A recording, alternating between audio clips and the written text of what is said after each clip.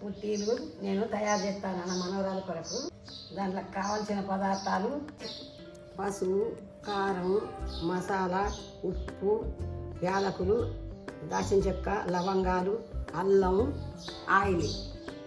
ఇది మటను కీమ చేసి తీసుకొచ్చి దీంతో ముట్టీలు తయారు చేస్తాను మా మనవరాల కొరకని ఇష్టమని.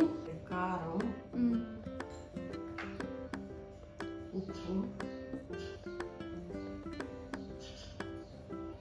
పసుపు,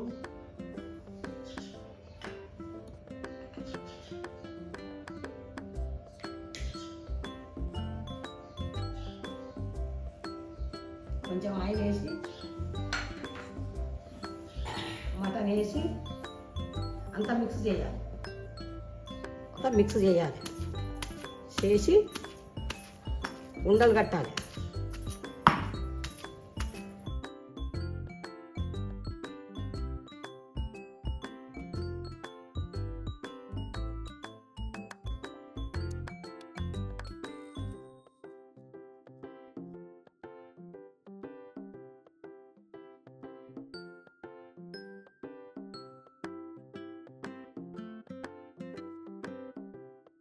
పసుపు, మసాలా, లవంగాలు, యాలకులు అన్నీ, కొత్తిమీర అన్నీ మిక్స్ చేసుకున్నా.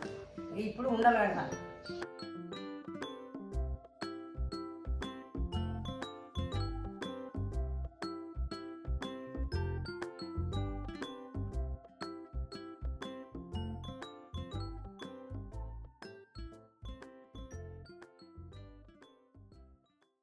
ఇప్పుడు ఇక అన్నీ నేను చెప్పే అన్నీ వేసి తయారు చేసిన.